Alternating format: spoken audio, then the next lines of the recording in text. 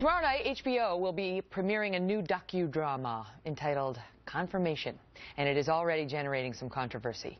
It tells the story, to some extent, of the explosive 1991 Supreme Court nomination and confirmation hearings of Clarence Thomas, where Anita Hill, a 35-year-old law professor from Oklahoma, testified that she had been sexually harassed by the nominee.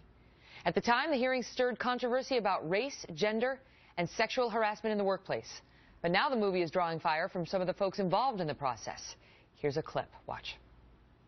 Why in God's name, when he left his position of power or status or authority over you, why in God's name would you ever speak to a man like that the rest of your life? That's a very good question. And I am sure that I cannot answer it to your satisfaction. That is one of the things that I have tried to do here today. This is a circus. It's a national disgrace. And from my standpoint, as a black American, as far as I'm concerned, it's a high-tech lynching for uppity blacks who in any way deign to think for themselves, do for themselves, to have different ideas. Wow. In moments, we will be joined by Susanna Grant, the executive producer and writer of Confirmation, and Mark Paoletta, who's a former George H.W. Bush administration lawyer who helped usher Clarence Thomas through his confirmation. We begin tonight with Mark. Mark, good to see you. Megan, thanks for having me. So you read the screenplay, the script for this movie. That's right. And you didn't like it from the start. Why? It was fundamentally dishonest. What I saw was an intentional effort to leave out the damaging testimony that undermined Anita Hill's testimony. Like what? Can you remember anything, for example? Sure. One of the things that the American people remember, that she went from one job to another. She claimed that she was harassed at the Department of Education. By Clarence Thomas. By Clarence Thomas, and that she moved to the EEOC with Clarence Thomas. Who does that, right? And that's in the movie, okay? But it's her three explanations of why she went with him that were fundamentally false and were proven false during the hearings. That's what the American people saw. That's why they determined at the end of those hearings they trusted Clarence Thomas and believed him 2-to-1. Do you think she made the whole thing up? I do believe she made the whole thing up. I think she got caught in a lie, that she had, and some of her witnesses, the timetables didn't match up, but I do believe she told a lie. Why would she lie about it? I think she had left her old law firm, and she told some friends that she had been sexually harassed. By somebody other than Thomas? By somebody, yeah, at the law firm, and it happened long before she ever worked for Clarence Thomas. And so, but what, you think she wanted attention? What do you think she, I think she got caught in a lie, and she doubled down and went forward with this lie. And again, the movie shows her, when the Senate committee contacts her, immediately cooperating. Anita Hill tried to take down Clarence Thomas with an anonymous complaint without that, and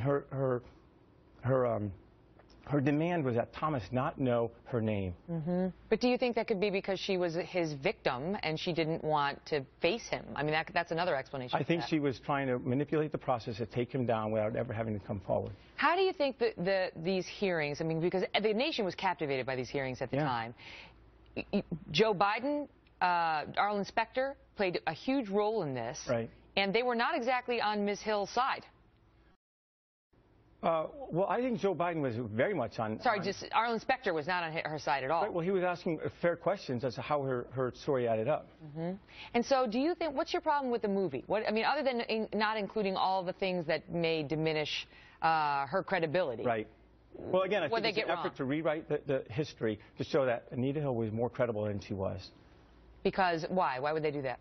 To make it like she was telling the truth and Clarence Thomas was lying. Mm-hmm. All right, stand by, because we have Susanna Grant with us, too. She's the executive producer and writer of Confirmation.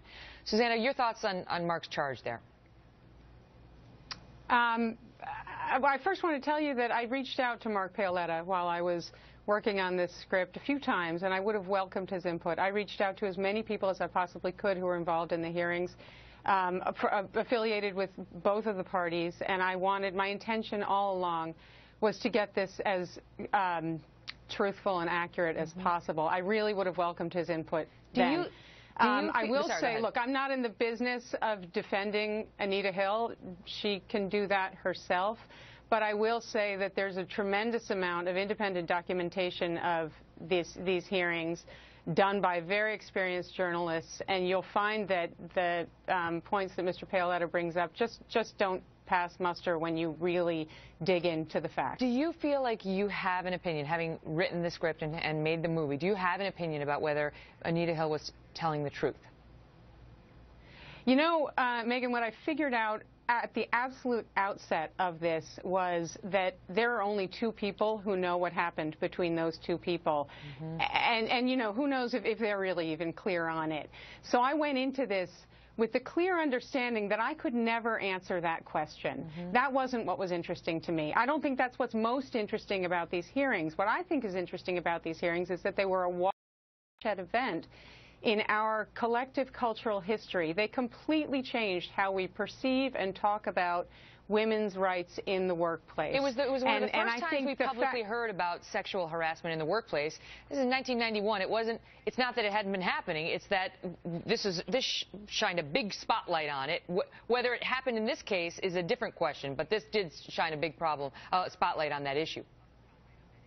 Absolutely, and the reason it was as explosive and the reason it captivated everyone's attention so much was because it was sort of this unnamed unease within so many women's experiences, this unfairness in their workplace. And another thing that I really like about it, there's sort of an uncredited character in the movie, and that is the American citizenry. We have a lot of scenes where the phones in the senators' offices start ringing off the hook, and it's the American people demanding that their representatives follow through on this. They were not going to reconvene the hearings until the American people called up and said, no, this is something we really want to pay attention to. I insist that you, as my representative, pay attention to this. And they did, and I get very inspired by that. Question for you, but to what extent was this, because people believe that after Robert Bork was defeated, and that was the first time that this process was turned really political. It used to be if you were a qualified judge, a good judge, you got on the bench. Scalia got on there 98-0, even though they knew he was a conservative. His judicial philosophy wasn't a secret. And then with Robert Bork, it started to change, and the Republicans felt this is a continuation of that. They were doing it now to another nominee. Is that political angle well covered?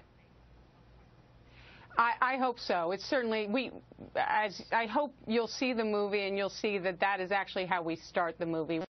Complete politicization of the confirmation process. And obviously that was a huge factor in this, in the whole process. And they felt that. And I'm very interested in the clash of the profoundly political and intensely personal that this dramatized. Well, I mean, the acting looks spectacular. I mean, just the clip alone is very intriguing. Susanna, thank you very much. Mark, you're still here. Did you want to say something? Sure. I find it interesting that a couple years later, Anita Hill goes on television and defends Bill Clinton against sexual harassment and sexual assault charges in 1998.